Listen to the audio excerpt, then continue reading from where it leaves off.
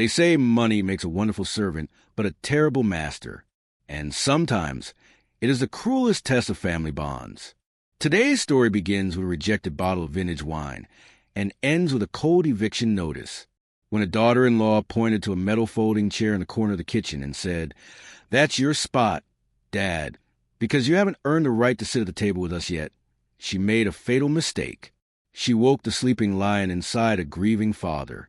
How does a 65-year-old man, standing alone, reclaim his dignity and teach his greedy children the ultimate lesson? Listen closely, and let's find the answer together. My name is Dwight Willis.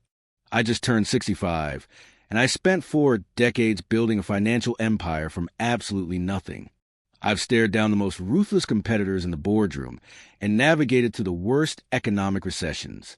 But I never imagined that the most painful battle of my life would take place right inside my own son's dining room.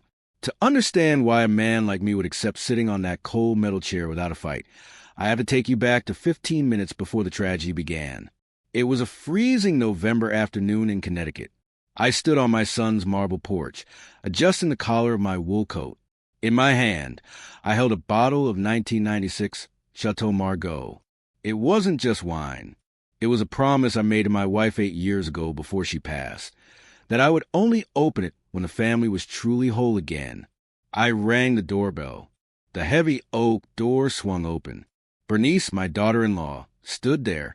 She was wearing a cream silk dress and the Tiffany pearl necklace I had given her for her birthday last year. "Hello, Dad," she said. Her smile was painted on perfectly, but her eyes were cold, scanning the bottle in my hand like an appraiser valuing merchandise. "Come on in. Everyone is waiting." I stepped inside.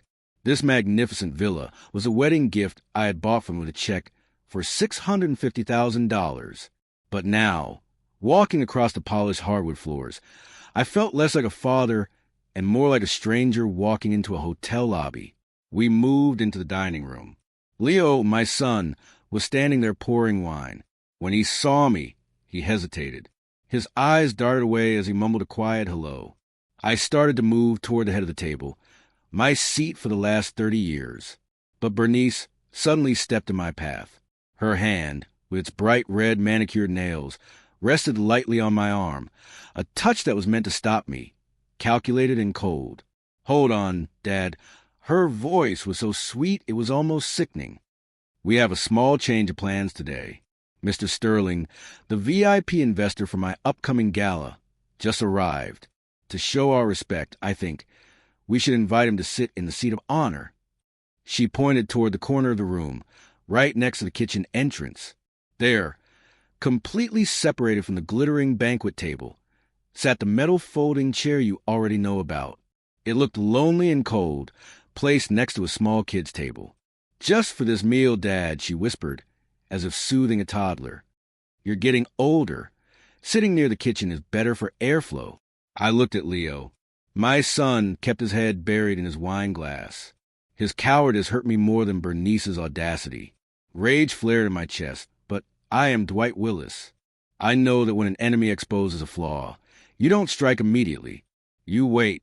"Fine," I said briefly. I placed a precious bottle of wine on a side table. I adjusted my cufflinks, and then, with my own hands, I pulled out the metal chair. The sound of steel scraping against the wooden floor, screech, rang out harsh and piercing, tearing to the fake silence of the room. I sat down, clasped my hands together, and calmly watched the show begin. And right at that moment, the innocent voice of my 7-year-old grandson, Danny, rang out, lighting the fuse for everything that followed. "Mom, you told Dad that Grandpa was just a mobile ATM. So why is the stranger sitting in Grandpa's seat?" To understand why I sat on that cold iron chair, without saying a word, you have to go back 8 years. That was the day Eleanor, my wife, died of a sudden heart attack. Her departure left a massive void in this large mansion, a terrifying silence that no amount of noise could fill. In the depths of my grief, and consumed by guilt for having spent too much time working while she was alive, I made a fatal mistake. I tried to buy a family connection with money. I transformed myself into a blindly generous guardian angel. When Leo got married, I bought them the house. When my grandchildren were born, I immediately paid the full tuition for the most prestigious private schools in New England. The winter ski trips to Aspen, the brand new Mercedes in their garage. Everything was paid for by a single signature, Dwight Willis. I sat alone in my study, the dark mahogany walls absorbing the silence, the warm lamplight reflecting off the spines of old leather-bound books.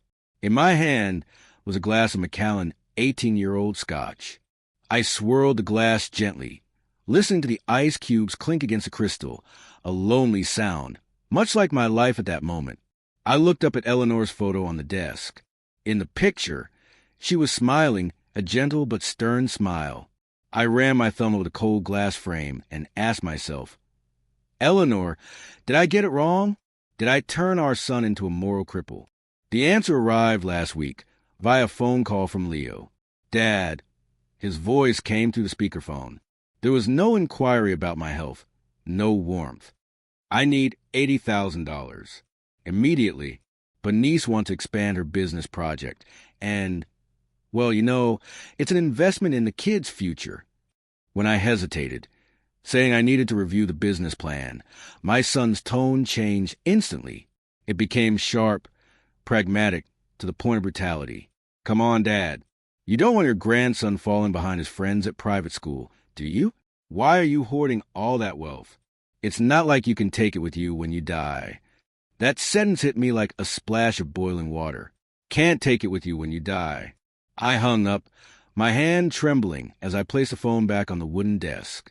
In that moment, the fog of fatherly forgiveness that had blinded me for so long evaporated. I realized a naked, painful truth. To them, I wasn't father. I was an ATM with a heartbeat, a bank that was open 24/7, and the only annoyance was that this bank occasionally had an opinion. I looked back through the history of calls and messages over the last 8 years. A cruel pattern emerged. Clear as day, I was never invited to dinner without it being accompanied by a financial problem that needed solving, a broken heater, a credit card debt, or some pie-in-the-sky investment opportunity. And this Thanksgiving invitation was no exception. I knew for a fact that after dessert, there would be a proposal, maybe a new car or a massive donation for Bernice's frivolous gala. But this time, I wouldn't be bringing a check.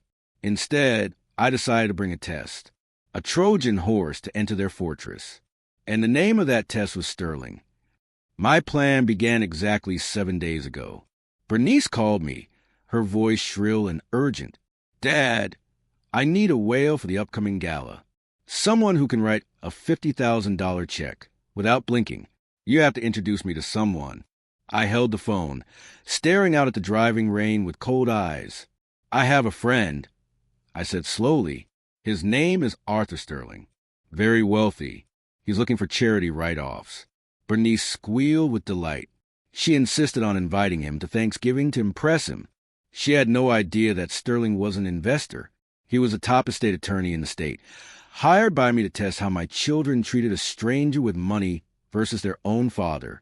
That afternoon, I met Sterling at a rundown diner off Interstate 95. The plastic table was sticky with grease. The air smelled of burnt coffee. We didn't shake hands. We just nodded, like soldiers preparing for battle. I slid the thick asset file across to him. Go to the dinner. Arthur, let them flatter you, and show me their true faces. Sterling looked at me over the rim of his glasses, his gaze sharp. Are you sure, Dwight? The truth sometimes hurts more than losing money. I'd rather be hurt once by the truth than lulled to sleep by a lifetime of lies, I replied firmly.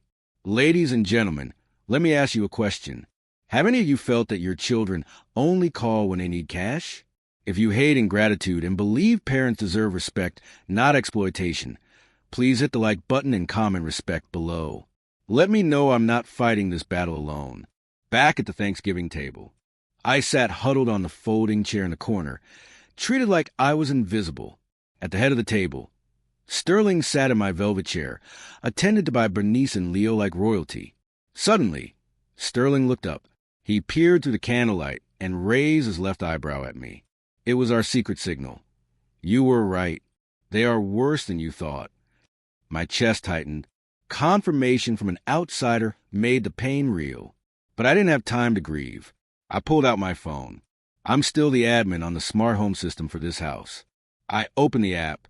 An unusual audio file had been recorded at 3 p.m., 15 minutes before I arrived. I put my earbuds in. My thumb trembled over the play button. I took a deep breath and pressed it. I sat curled in the dark corner, my back against the cold wall, completely cut off from the warm candlelight and fake laughter at the main table. In front of me lay a plate of cold turkey and a glass of water. No one paid attention to the senile old man fiddling with his iPhone 15 Pro Max. They thought I was checking the news. I wasn't. I was accessing the eyes and ears of this house. The smart home app showed a green status. Connected. Since I pay the monthly cable and security bills, I still have administrator rights. I swiped to recording history. There was a file captured by the kitchen smart speaker at 3:15 p.m., right before I walked in. The file title was Loud Noise Detected. I jammed the earbuds in tight to block out the room. My thumb, callous from 40 years of signing construction contracts, shook slightly as I hit play. First, the sound of knives chopping and water running. Then Bernice's voice, crystal clear, as if she were whispering poison right into my ear. Why hasn't the old man kicked the bucket yet, Leo? I swear, watching him eat makes me nauseous. His dentures clack, his hands shake. It's disgusting. My heart skipped a beat. I held my breath, waiting for Leo.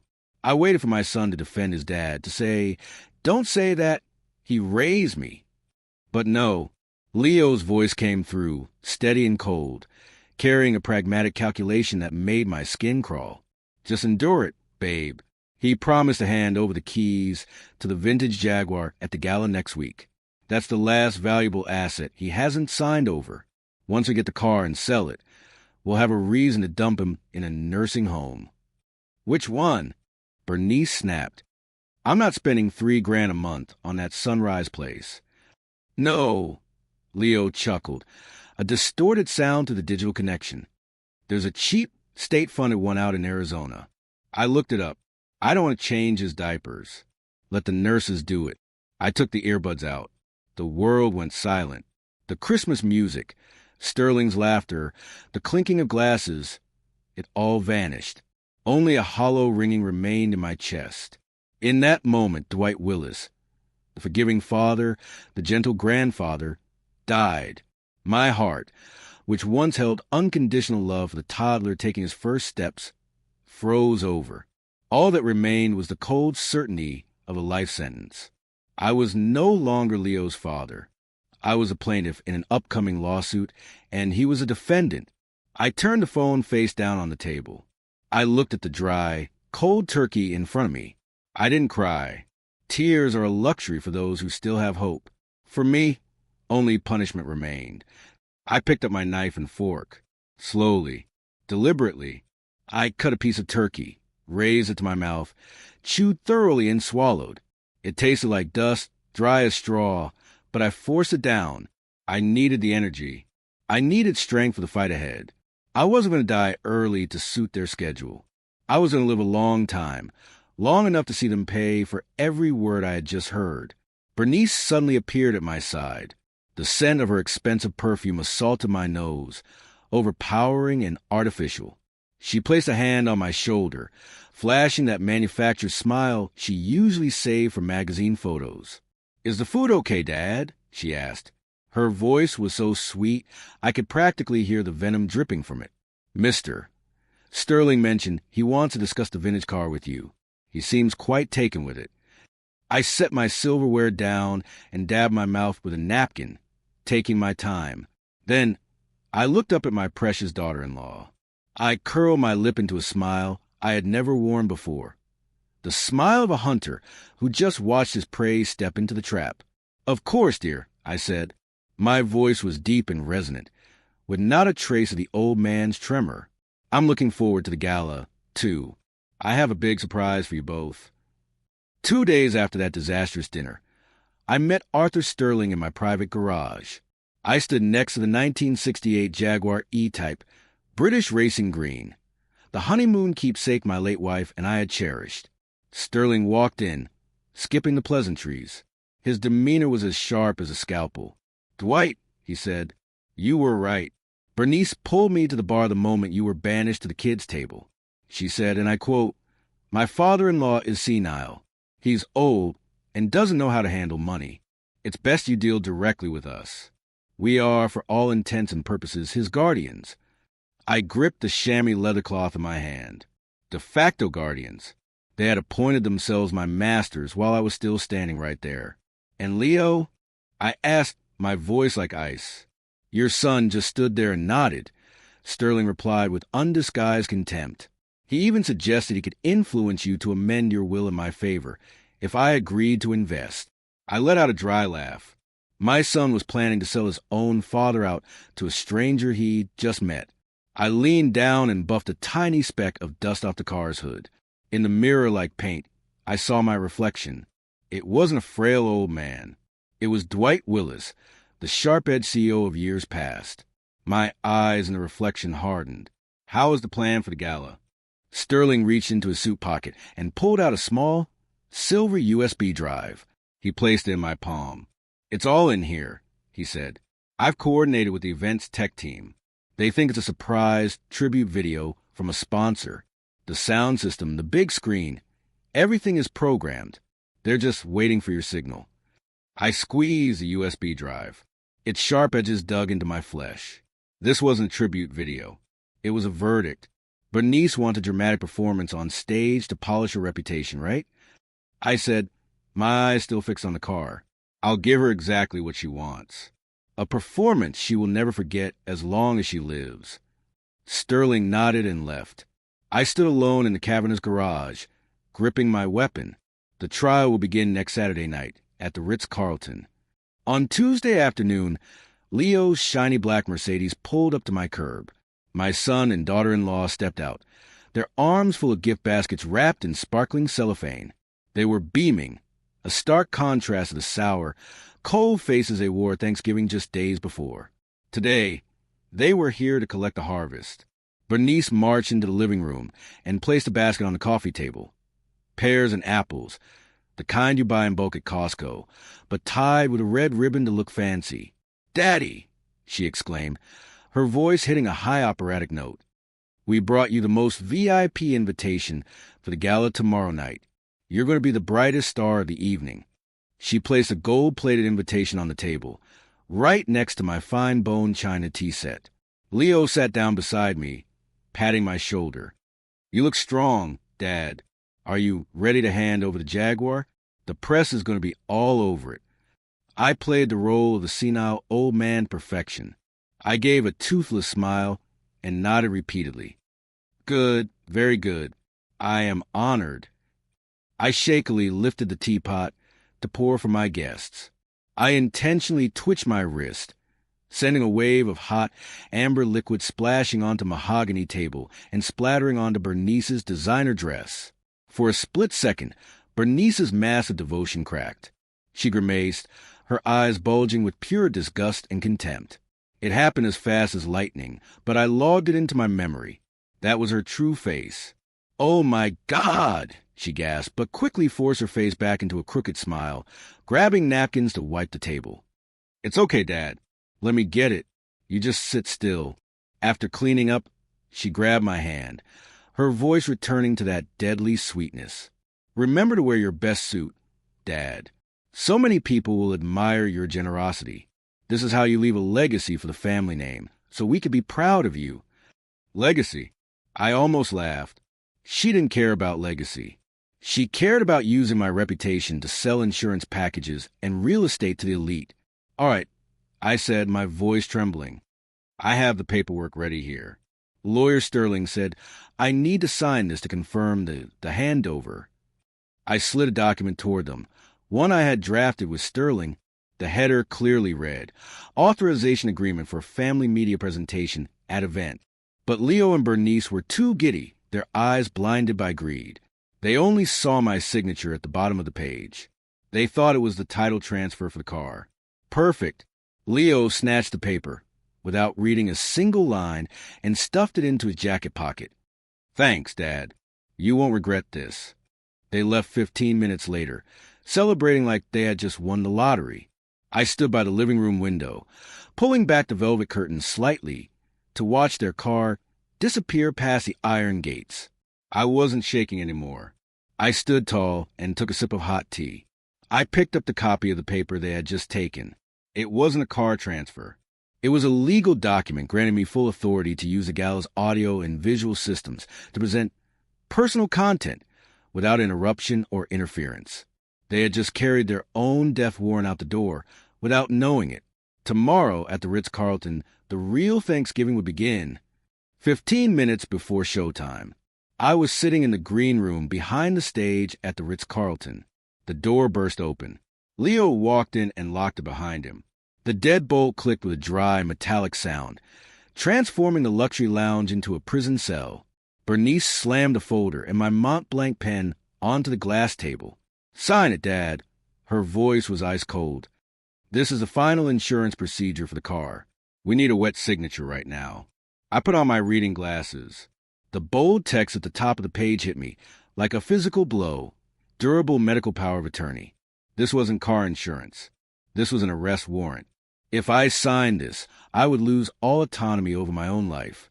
They could throw me into a psych ward or a nursing home whenever they pleased.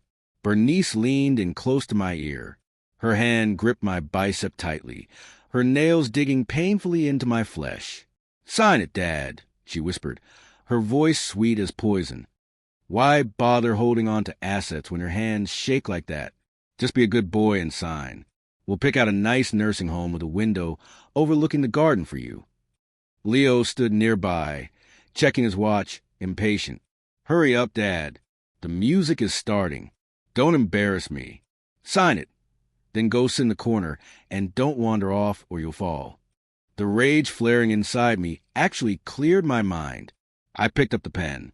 I feigned a violent tremor in my hand, and then, clatter, I dropped the pen. It rolled under the table. "Oh, I'm sorry," I stammered, while Leo sighed in exasperation. I bent down to retrieve the pen. Hidden from their view, I pulled up my pant leg. My second phone, an old iPhone I had hidden in my sock, was on standby. I tapped the screen. The red light blinked. Recording started. I sat back up. I looked Leo in the eye one last time, a gaze that said goodbye to the son I once knew. I put the pen to paper. I signed, but instead of the sharp underline I used for my bank signature, I finished with a tiny round out, a deliberate variation small enough to go unnoticed, but significant enough to void the document in any court of law. Done. I slid the paper back. Leo snatched it up without looking back and shoved it into his briefcase. "Good. Sit here. Don't come out until the MC calls your name." Ladies and gentlemen, forcing an elderly parent to sign away their freedom is an unforgivable crime. If you're listening to this and feel the rage burning on my behalf, please comment the word justice or the number 1 below. Let me know I have allies in this fight. Your presence gives me the strength to walk onto that stage and execute the final act. The PA system boomed outside. "And now, please welcome the Grateful Anthropist, Mr. Dwight Willis, to the stage." Bernice shoved me hard in the back. "Break a leg, old man." I straightened my bow tie, took a deep breath, and stepped into the blinding light. "Sign it, Dad," she whispered, her voice as sweet as poison. "Why bother holding on to assets when your hands shake like that? Just be a good boy and sign. We'll pick out a nice nursing home for you, one with a window overlooking the garden." Leo stood beside her, checking his watch with obvious impatience. "Hurry up, Dad. The music is starting. Don't embarrass me. Sign it. Then go sit in the corner and don't wander off or you'll fall." The rage flaring inside me actually cleared my mind. It sharpened my senses. I picked up the pen. I feigned a violent tremor in my hand, and then, clatter, I dropped it under the table. "Oh, I'm sorry," I stammered, while Leo sighed in exasperation. I bent down to retrieve the pen. Hidden from their view, quick as a flash, I pulled up my pant leg and tapped the screen of the second phone hidden in my sock. The red light blinked once. Recording started. I sat back up straight. I looked Leo in the eye one last time, a silent farewell to the son I had created in my imagination. I put the pen to paper. I signed. But instead of the sharp, decisive underline I used for my bank signature, I finished with a tiny round dot, a deliberate variation small enough to go unnoticed by them, but significant enough to void the document in any court of law. Done. Leo snatched the paper without looking back and shoved it into his briefcase. Ladies and gentlemen, forcing an elderly parent to sign away their freedom is an unforgivable crime. If you're listening to this and feel the rage burning on my behalf, please help me by commenting the word justice or the number 1 below. Let me know that I have allies in this fight to reclaim my dignity. Your presence gives me the strength to walk onto that stage and execute the final act. The PA system boomed outside. And now, please welcome the great philanthropist, Mr. Dwight Willis, to the stage. Bernice shoved me hard in the back. Break a leg, old man. I straightened my bow tie, took a deep breath, and stepped out into the blinding light. The stage lights at the Ritz-Carlton were blinding. In front of me sat 300 elite guests, waiting for the night's most generous donation. In the wings, Bernice and Leo smiled triumphantly, their greedy eyes glued to the Jaguar key sitting on the podium. They thought they had won, but they were wrong. I slowly pulled my late wife Eleanor's old handkerchief from my breast pocket. I dabbed the sweat from my forehead, then folded it neatly and placed it on the corner of the podium. Eleanor, stand here with me. I leaned close to the microphone. My voice boomed, deep and steely, with none of the senile old man tremors from moments before. Ladies and gentlemen, I began. My daughter-in-law wanted me to speak about family legacy, so I would like to start with the story of the folding chair. Murmurs rippled through the crowd. In the wings, Bernice frowned. At Thanksgiving this year, I was pushed by my own children into a metal chair meant for extra guests, right by the kitchen door, while my seat at the head of the table was usurped. But words are not enough. Let the images speak. I raised my hand. The massive LED screen behind me flared to life. The footage from the kitchen security camera was crystal clear. Bernice's voice, harsh and cruel, was amplified through the surround sound system, echoing across the great hall. Why hasn't the old man kicked the bucket yet? I swear, looking at him eat is disgusting. The entire hall gasped in horror. Immediately, the recording I had made just 15 minutes ago played next. Leo's voice rang out, loud and nakedly honest. Hurry up and sign, Dad. Selling that car gets us $200,000, enough for Europe. We can dump him in a cheap nursing home in another state. I don't want to change his diapers. A deathly silence blanketed the room. 300 people sat frozen. I looked toward the wings. Bernice's face had drained of all blood. She grabbed the velvet curtain to keep from collapsing. Leo's jaw had hit the floor, his eyes bulging as he stared at the big screen, where his own conscience was being put on trial on a loop. I picked up the key to the Jaguar and held it high under the spotlight. You want this car?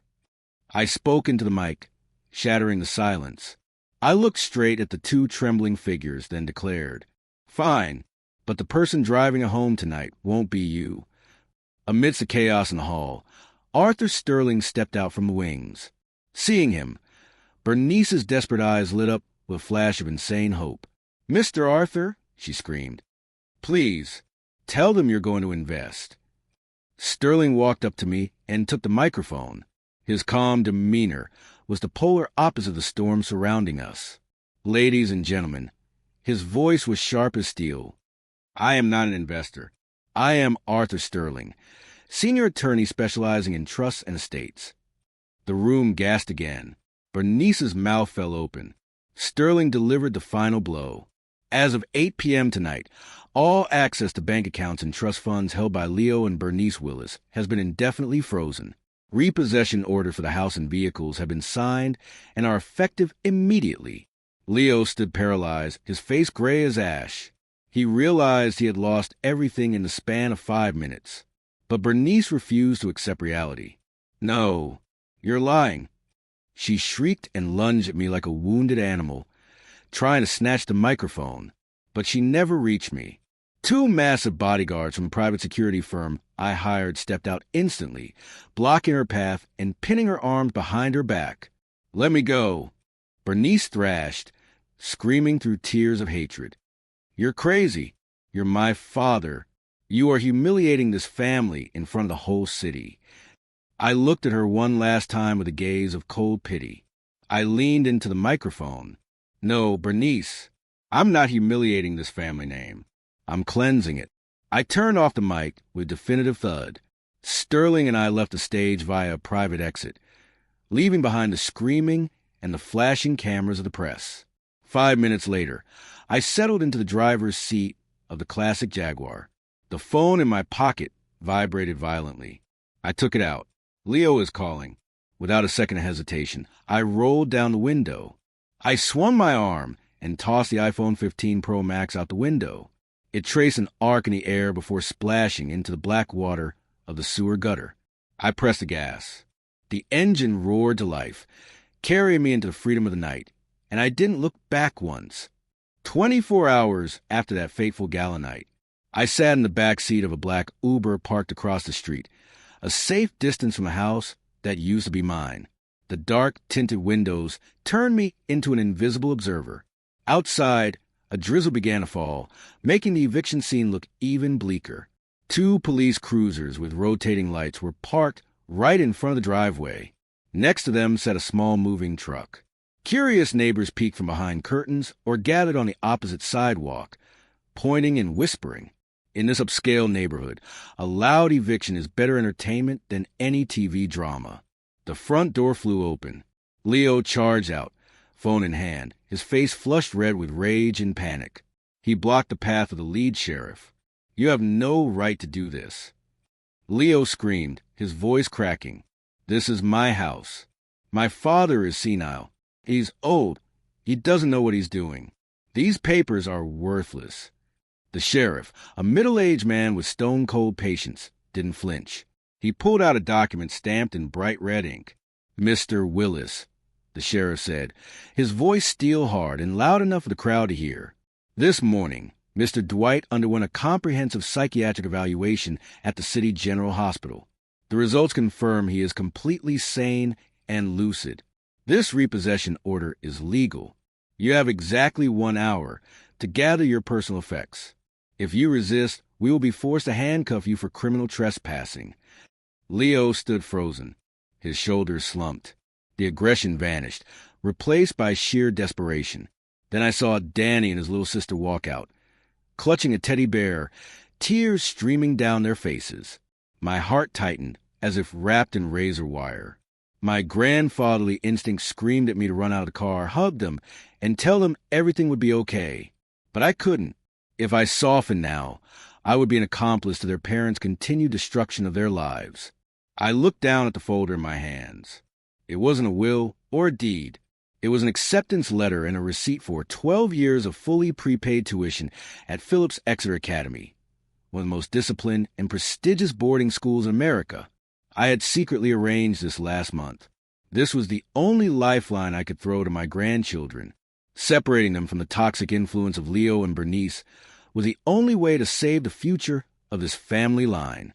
1 hour later, the moving truck rolled away. Leo and Bernice stood abandoned on the sidewalk with 3 suitcases. The massive house behind them had been sealed with police tape. Suddenly, Bernice looked across the street. Her gaze locked onto my blacked-out Uber.